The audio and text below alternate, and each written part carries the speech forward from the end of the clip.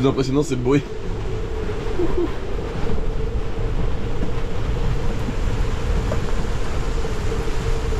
Waouh. Waouh, waouh, waouh.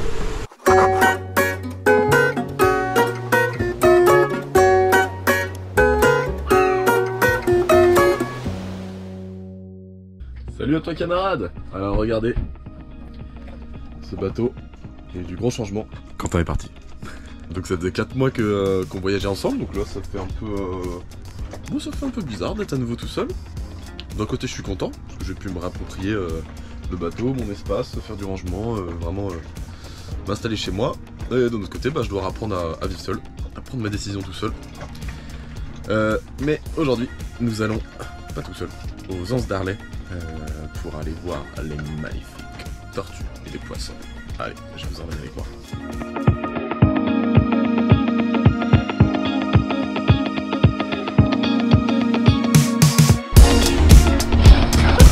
Salut les amis, je suis trop content de vous retrouver après ces longs mois sans vidéo. Je suis grave motivé pour faire du montage et j'ai tellement d'aventures à vous raconter. Alors si vous êtes chaud comme moi, laissez-moi un petit com et un petit like pour se faire un redémarrage bombe. Après le départ de mon cher Quentin, me voilà toujours en Martinique à faire une séance de saut dans l'eau totalement éclatée au sol. Bon, franchement, avec les copains et les copines, on s'est bien marré et pour être honnête, j'avais aucune envie de les quitter, mais l'appel du retour à la navigation en solitaire étant plus fort que tout, je m'apprête à lever l'ancre prochainement. Bon, là les amis, il faut que je fasse une pause dans la narration pour que je vous explique quelque chose. En fait, les 4 prochains mois de mes rushs étaient stockés sur un disque dur que je n'ai pas backupé comme un débutant et le disque dur, bien sûr, a craché. J'ai pu récupérer une partie de mes données en laboratoire, mais malheureusement, une partie des fichiers sont corrompus et malgré mes efforts, je n'ai rien pu faire pour les récupérer. Il va donc y avoir des trous spatio-temporels dans l'histoire que je tenterai de combler du mieux que je peux avec la voix off. Voilà, vraiment désolé.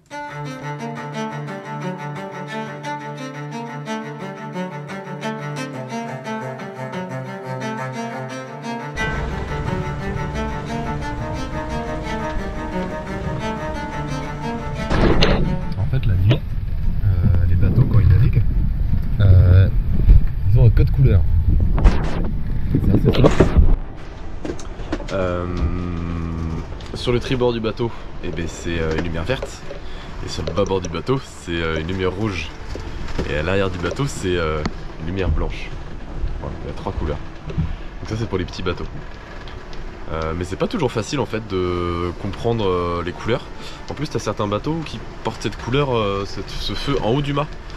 Donc du coup moi j'aime pas trop parce que du coup t'arrives pas trop à distinguer si c'est une étoile ou t'arrives pas toujours bien à voir les couleurs. Souvent c'est des lumières qui partent pas très loin. Du coup là j'ai une lumière verte à mon tribord, en haut d'un mât, j'imagine que c'est un bateau à voile. Mais du coup comme c'est son tribord que je vois, qui est sur mon tribord, bah ça veut dire que a priori nos routes ne vont pas se croiser. Si ça avait été son bâbord, une lumière rouge sur ma lumière verte, il aurait fallu que je m'inquiète un peu plus. Donc là je vais quand même le surveiller, évidemment, mais a priori tout va bien. Voilà, petite astuce de navigation de nuit, il faut être assez attentif quand même, c'est important.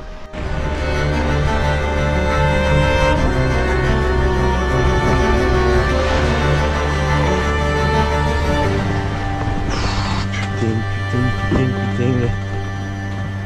Oh, je suis encore... je suis tremblant là. Mon AIS vient de me sauver la vie, clairement. Me sauver la vie, j'ai pas d'autres mots. Ah, c'était le choc frontal. Improbable. Il y avait un voilier qui arrivait pleine boîte, donc pas celui dont je vous parlais la vidéo d'avant, en face de moi, et je l'avais pas vu du tout, vu qu'il avait un feu en haut du mât, évidemment, et que du coup on confond avec les étoiles. Et mon AIS a bipé, donc j'avais pas d'AIS avant, je m'en suis équipé juste avant de partir sur les conseils d'un ami que je remercie encore une fois. Mais sur l'AIS il n'y avait rien qui apparaissait, il n'y avait pas de cible. Normalement le petit bateau il apparaît sur la carte. Et du coup je me suis dit attends c'est bizarre quand même, donc dans le doute j'éclaire mes voiles avec de la frontale. Je regarde attentivement, je vais à l'avant du bateau, je fais le tour et là je vois, je me dis attends mais ça c'est un bateau qui m'arrive pleine boîte. Du coup je rééclaire ma voile en grand, pas de réaction en face donc j'ai abattu.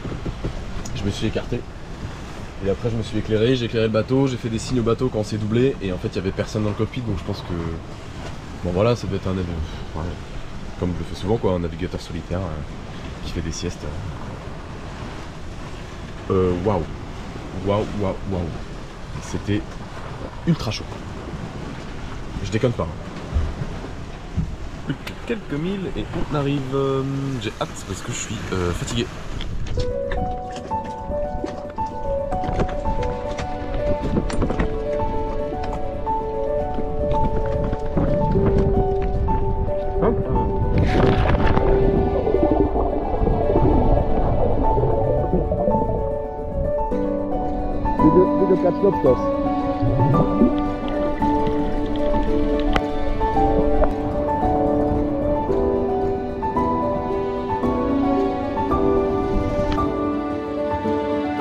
Après m'être remis de mes émotions sur cette collision évitée de justesse, sans déconner, hein, nos deux bateaux se sont frôlés à 20 mètres, j'ai déconnecté le pilote juste à temps pour abattre en grand. Me voilà arrivé dans les Grenadines, sur l'île de Union Island, dans la magnifique baie de Chatham Bay. Il règne dans cet endroit une vibe si particulière qu'avec les autres bateaux de copains, on y restera 2 semaines à vivre une vie de chillance intense et des nuits sans fin qui resteront nuits à jamais à en hurler à la lune. C'est bon aussi d'être en meute.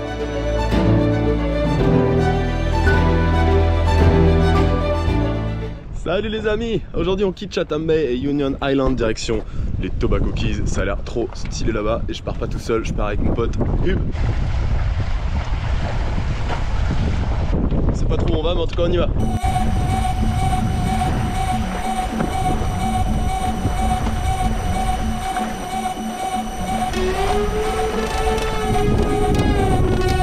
Yo, get the speaker box loud, hitting that stuff till you hearing that sound. Le temps est assez instable, il y a des grains de partout, donc on va essayer de faire gaffe. On va pas se faire surprendre, d'ailleurs devant, je vois qu'il y a du vent plus fort. Ok, je vous laisse.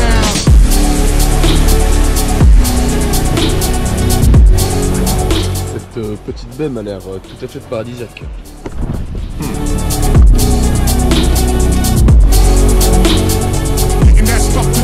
Et donc nous on va là-bas.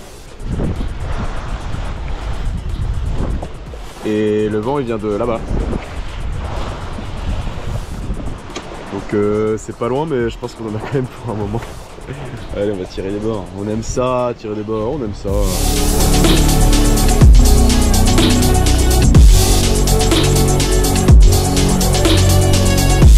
Je suis en train de zigzaguer dans un mini chenal entre les coraux, entre les riffs, c'est waouh, super tendu.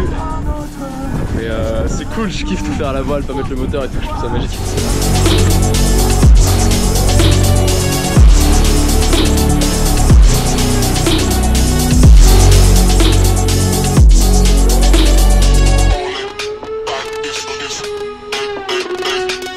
Et voilà, on est arrivé. C'était intense, ça m'a rappelé la Bretagne Sud, cette petite arrivée à la voile, à tirer des bords entre les cailloux. Donc, bienvenue au paradis. Nous avons 2 bateaux de copains ici. Et je vous laisse admirer la vue. Toutes ces petites îles sont désertes. Et on est protégé de la houle par un gros récif. C'est trop beau. Allez, je vais terminer de ranger le bateau. Enfin, je vais aller me baigner. Allez.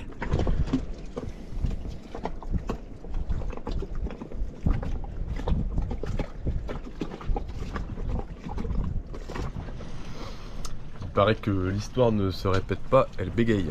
Bah moi elle est en train de bégayer, regardez. Alors, ça rappelle pas des souvenirs ça? Voilà, donc ce gros nas de pilote est encore en panne. Il semble que ce soit pour les mêmes raisons, c'est-à-dire qu'il a encore pris l'eau alors que j'ai fait gaffe cette fois-ci. Les pilotes Simrad, c'est vraiment de la grosse merguez. Donc heureusement j'ai trouvé un... Je me suis rappelé que j'avais emmené un pilote que j'avais trouvé, enfin qui traînait, donc il fera le taf en attendant. De toute façon j'ai pas les sous pour en racheter un. Je vais essayer de retaper le pilote, le Win Pilot, qui a bien souffert pendant la transat. Et l'autre, lui je vais le renvoyer au service client et je vais attendre 6 mois qu'il me renvoie un neuf quoi. Super, je suis trop content. Aujourd'hui la grande discussion c'est qu'on a possiblement Une onde tropicale qui nous arrive dessus. Alors ce qui est assez déroutant, c'est qu'il n'y a qu'un seul modèle météo qui l'annonce. Mais elle est quand même suivie par le NHC, donc c'est l'organisme américain qui suit les développements cycloniques. Et ça nous arrive pile dessus, vraiment. On ne pouvait pas être au pire endroit. Ce qui est un peu... On a du mal à prendre une décision là parce que à chaque nouveau run météo, le positionnement de la dépression est plus ou moins sud, donc ça change quand même beaucoup de choses parce que comme une dépression ça tourne toujours dans le sens inverse des aiguilles d'une montre, bah, en fonction si t'es au-dessus ou en dessous de la dépression, bah, tu te prends pas des vents de la même direction. Donc ça change quand même pas mal de trucs sur quel abri tu dois choisir. Donc hier soir on disait qu'on allait partir au sud probablement jusqu'à Grenade, mais là finalement le nouveau run GFS annonce la dépression vachement sud qui passerait sur Grenade, donc je sais pas. Là de toute façon aujourd'hui moi je vais continuer à bosser parce que je pense que je vais juste bouger à un endroit plus abrité du vent et on va attendre les nouveaux runs des modèles météo, on va attendre de voir ce que dit le NHC, les spécialistes. Là on est en train de parler plutôt d'aller au nord du coup, donc ce serait d'aller peut-être jusqu'à Bécoué, s'abriter.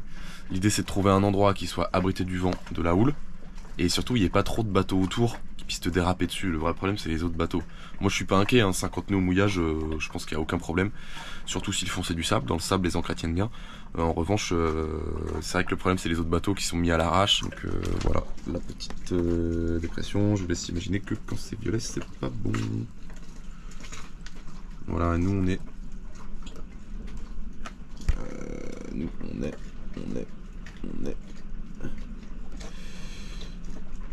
est là. Donc là en rafale on a 35 nœuds d'annoncés, en sachant qu'on peut pas se fier. Voilà, c'est le, comment dire, c'est la position attendue d'une dépression. Il peut y avoir des décalages de plusieurs kilomètres, voire dizaines de kilomètres. On peut pas se fier totalement à un modèle météo pour prendre une décision, il faut prendre une marge de sécurité. C'est important. Là 35 nœuds au mouillage, il faut s'attendre à avoir 50 nœuds quoi. Voilà. Je me remets au boulot. Et après je bougerai le bateau là, parce qu'on est en plein vent, ça bouge, ça me saoule.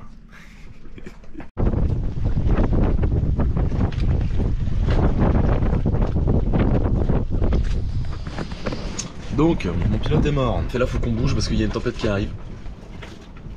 Dans 5 minutes, il y a les nouveaux runs des modèles météo qui sortent, donc on regardera ça. On va regarder ça et prendre la décision en conséquence.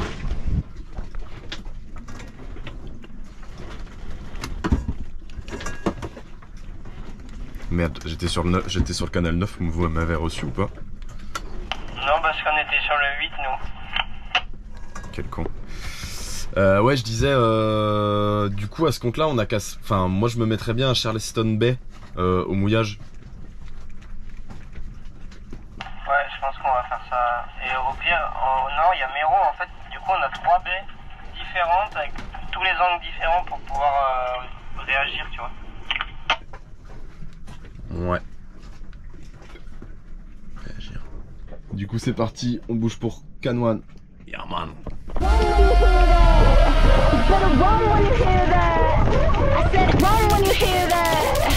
Better run when you hear that. I said run when you hear that.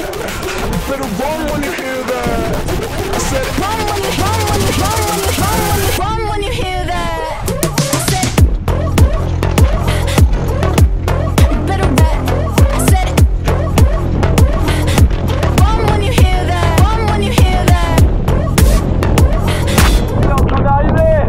Et là c'est chez lui, c'est un énorme grain, je l'ai pas vu venir, ça a failli en catastrophe. J'espère que c'est pas arrivé la normale.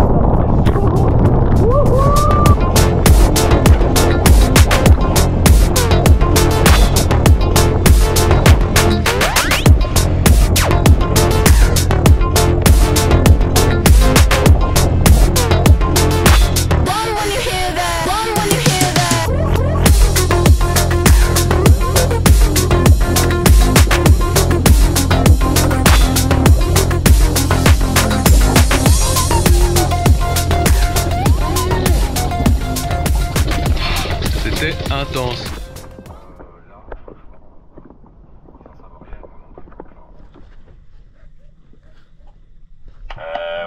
Ici Louis. Bonjour Louis. Du coup j'étais en train de réfléchir, mais le problème c'est que j'ai cru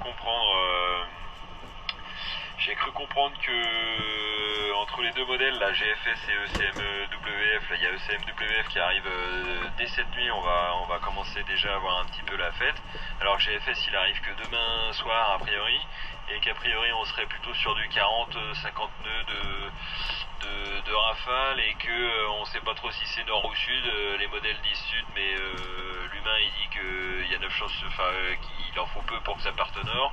Enfin bref, on est un peu en train de jouer à pile ou face là, non, c'est ça?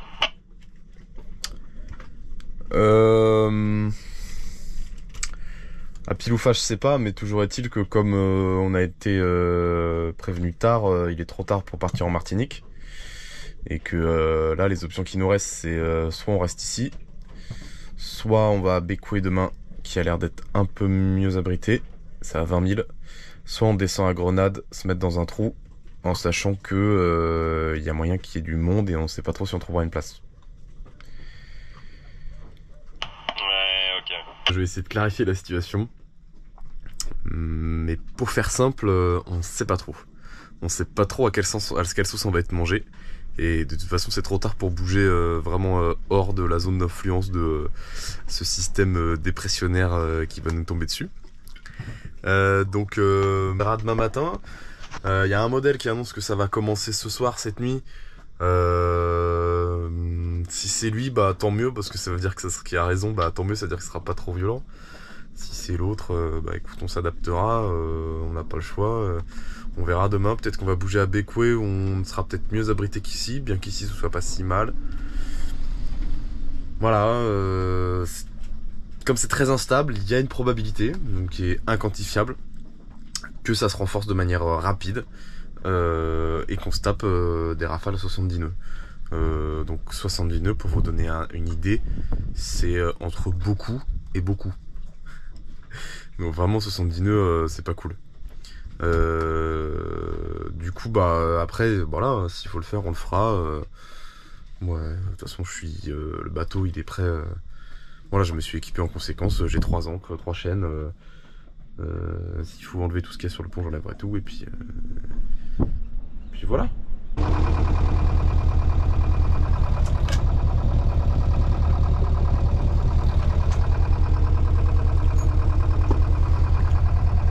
Je sais pas si vous avez déjà dit, mais bon bah pour faire ce voyage je suis obligé de bosser forcément.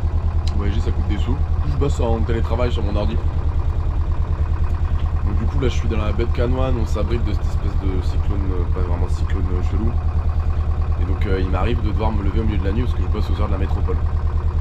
C'est ce qui m'est arrivé là, je me suis levé à 3h du mat pour bosser, enfin lever. Vu les rafales que je me prenais dans la gueule, j'avais dû dormir 50 minutes. Et là, oh surprise, batterie totalement déchargée. Très étrange, j'ai pas compris pourquoi d'ailleurs. Mais il s'avère que j'ai besoin de mon ordi pour bosser et que mon ordi était déchargé aussi. Et du coup là j'ai testé un système. En gros ma batterie de démarrage c'est du plomb, ma batterie de servitude pour mes capacités c'est du lithium. C'est pas la même technologie donc tu peux pas trop t'en servir ensemble. Du coup là j'ai tout simplement lancé le moteur, donc le moteur il recharge ma batterie au plomb et j'ai un petit interrupteur manuel qui me permet d'accoupler la batterie lithium et la batterie plomb, donc la batterie lithium se recharge dans la batterie plomb.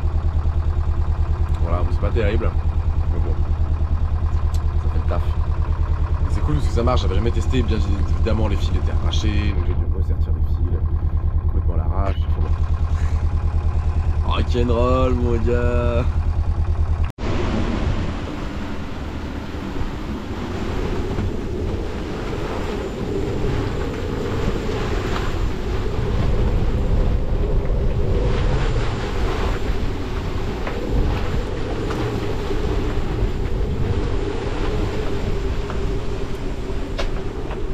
Je crois que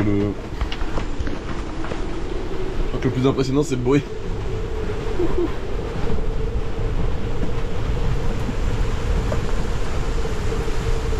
Waouh. Waouh, waouh, waouh.